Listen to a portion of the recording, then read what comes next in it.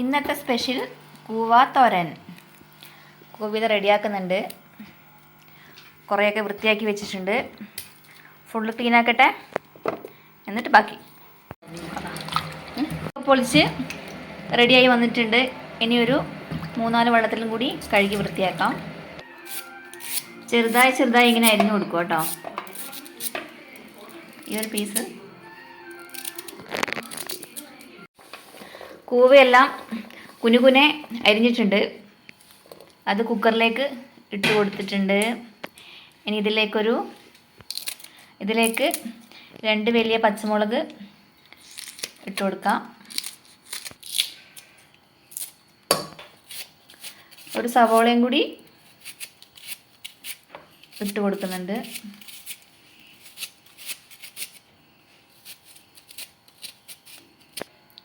ഇനി ഇതിലേക്ക് ഒരു 1/4 ടീസ്പൂൺ മഞ്ഞൾപ്പൊടി ഇട്ട് കൊടുത്തു. കുറച്ച് മുളക് പൊടി, ഒരു 1/4 ടീസ്പൂൺ തന്നെ, അല്ലെങ്കിൽ ഒരു 1/2 ടീസ്പൂൺ മുളക് പൊടി ഇട്ടു. ഇതിലേക്ക് ഒരു ആവശ്യത്തിനൊരു ഉപ്പും കൂടി ഇട്ട് കൊടുത്തിട്ടുണ്ട്.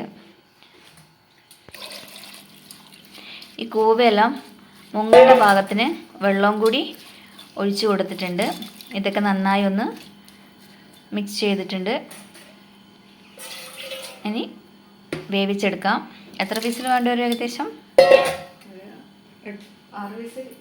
ഒരു 6-7 വിസിലോളം വേണ്ടി വരും കേട്ടോ.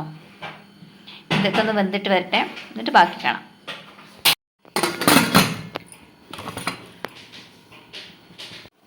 ഇനി കൂവ വറുത്തിടാം. ഒരു പാൻ അടുപ്പത്ത് വെച്ച് അതിലേക്ക് കുറച്ച് വെളിച്ചെണ്ണ ഒഴിച്ച് വെച്ചിട്ടുണ്ട്. നന്നായി ചൂടായി വന്നു. അതിലേക്ക് ഇനി കടുക് ഇട്ട് കൊടുക്കാം.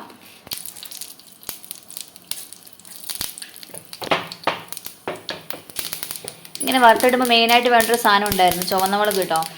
ഇവിടെ കഴിഞ്ഞുകൊണ്ട് അത് ഇടുന്നില്ല. കറിവേപ്പിലയും കൂടി ഇട്ട് കൊടുത്തു.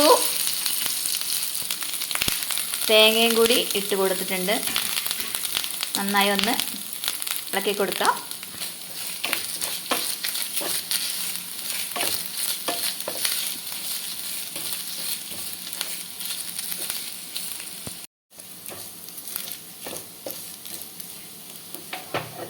ഇതിലേക്ക് നമുക്ക് വേവിച്ച കൂവ ഇട്ട് കൊടുക്കാം.